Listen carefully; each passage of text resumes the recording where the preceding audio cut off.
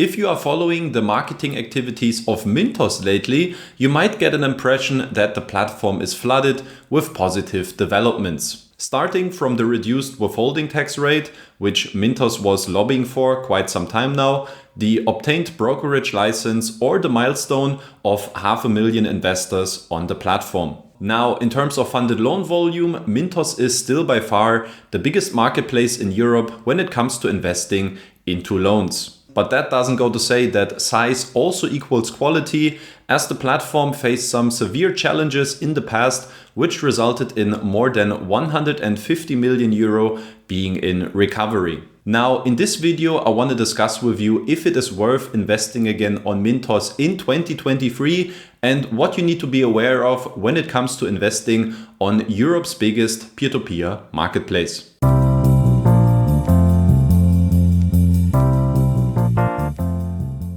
Welcome back to another video on Rethink Peer-to-Peer. My name is Danny Neithardt, and if you would like to generate a stable passive income while investing into loans, make sure to subscribe to this channel to not miss out on any future videos. Now, in today's video, we're having a closer look at the current state of Mintos and if it is worthwhile investing your money on the platform. The focus is going to be more on recent events and the status quo. However, if you would like to get a full picture of the marketplace, I highly recommend that you check out my Mintos review on the blog later on, where you can find extensive background information on aspects such as ownership structure, monetization model, or issues from the past. You can find the link down in the description. Before we start, I want to give you a quick summary of my personal investment experience with Mintos, which started about 5.5 years ago in October 2017. Throughout the first 3 years, my returns on Mintos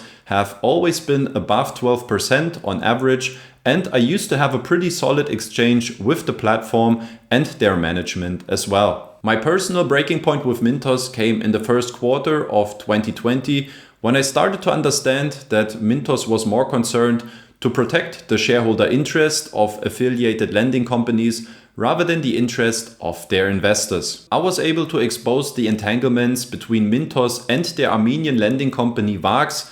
We saw the slow wind down of the Finco Group, which used to be the largest lending group in early 2020 with a portfolio of 100 million euro. We witnessed the abuse of the schedule extension, revealing changes in the terms and conditions and the apparent inability to recover funds for investors, which seems to be an ongoing topic until now. So about 3 years ago, I stopped my investment on Mintos and ever since was just withdrawing money from the platform. There is still more than 1,000 euro in recovery, which I have written off for my record. Now, if you're interested in getting a deep dive Mintos review on how the platform destroyed itself in 2020, then please let me know in the comment section below, and I may do a video on this in the future. Today though, I want to try to leave those old stories behind as far as possible and instead try to focus on the status quo as well as the current developments. On the positive side, Mintos has now obtained a brokerage license, which makes them a regulated marketplace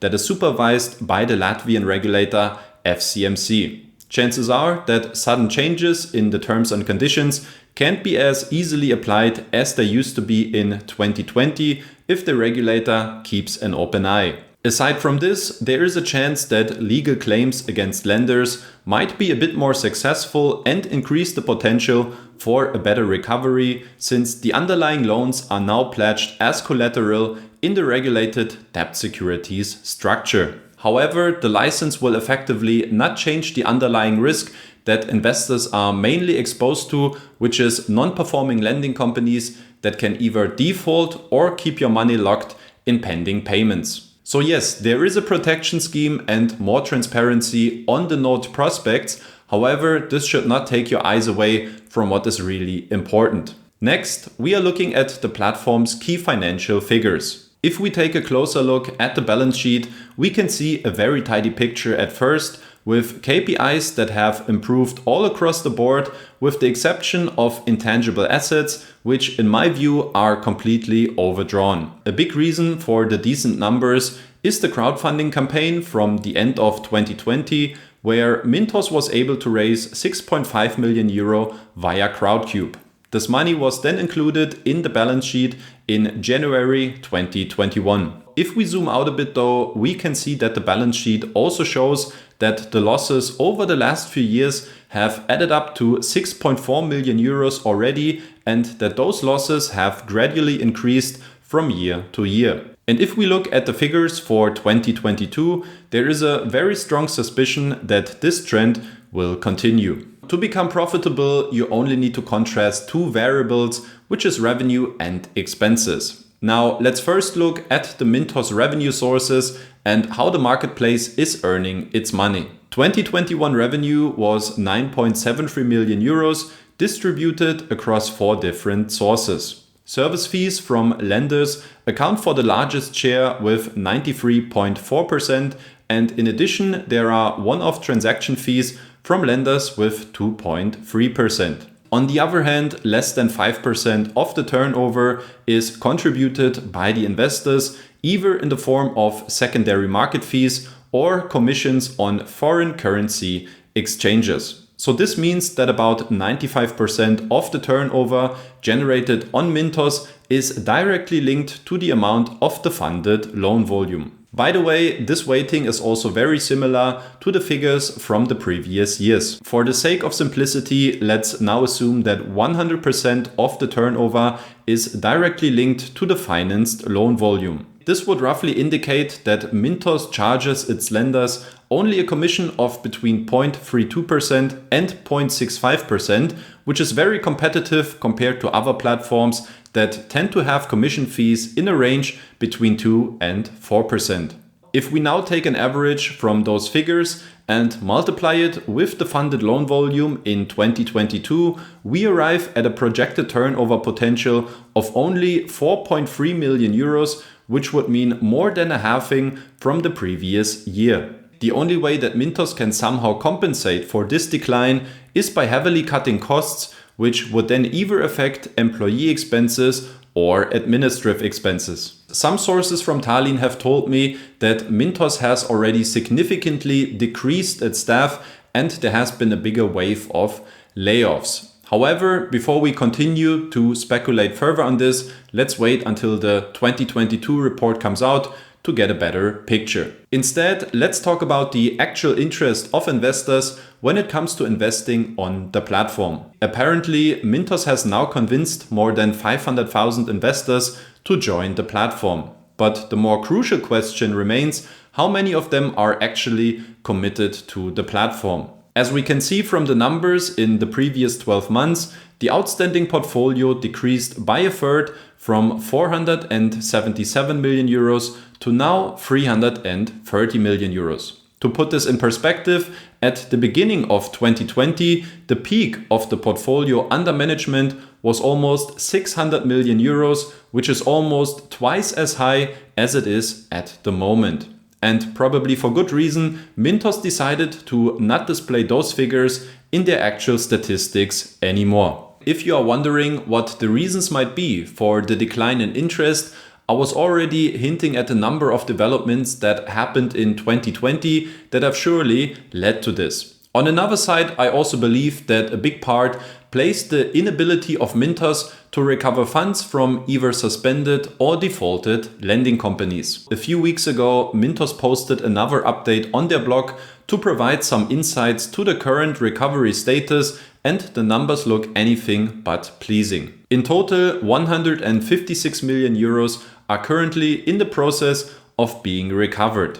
Mintos divides this into suspended lenders affected by the war in Ukraine and defaulted lenders who have already had problems in the past, especially in the first year of the pandemic. In terms of the defaulted lenders, they have now been divided into 3 groups. The first group has active agreements or timetables with lenders in place on when the outstanding funds will be paid back.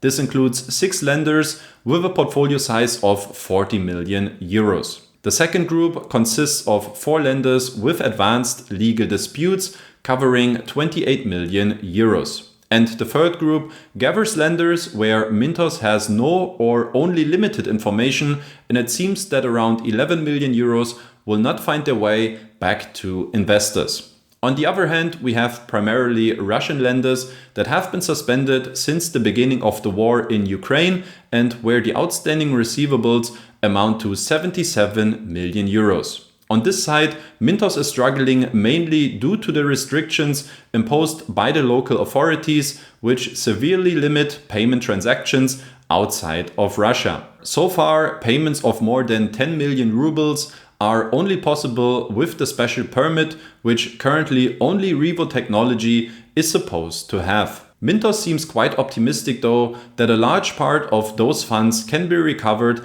after all. A paragraph in the German translation, which is missing in the English transcript, got me a bit confused though, as it says Mintos wouldn't receive complete data about the loan amount from Russian lending companies. So what is the final verdict now on investing again on Mintos in 2023? Well, I think that purely from a rational perspective, Mintos is only a suitable platform for advanced investors that have a very good and a very clear idea about which lending companies to choose from. So a certain level of due diligence is absolutely beneficial and in my opinion also required. If you simply choose a diversified approach, be aware that only 60% of the portfolio are in the current stage, so clearly this will not get the job done if you don't want to see your money being locked up in pending payments or in recovery. For me personally, I also consider some soft aspects as well, and since Mintos was already highlighting several times now in the past that the shareholder interest of affiliated lending companies is clearly prioritized over securing and protecting investors' funds, this to me shows a clear lack of moral integrity, which I'm not willing to accept or to support. If you are searching for alternatives, I advise to have a look at platforms such as Esgetit, Peerberry or Robocash, which in my opinion are currently offering a way better return for your money. Let me know in the comment section below what you think about Mintos, and please do me a favor, subscribe to this channel if you would like to see more videos and breakdowns of mine in the future. So long, take care guys, and I'll see you in the next one.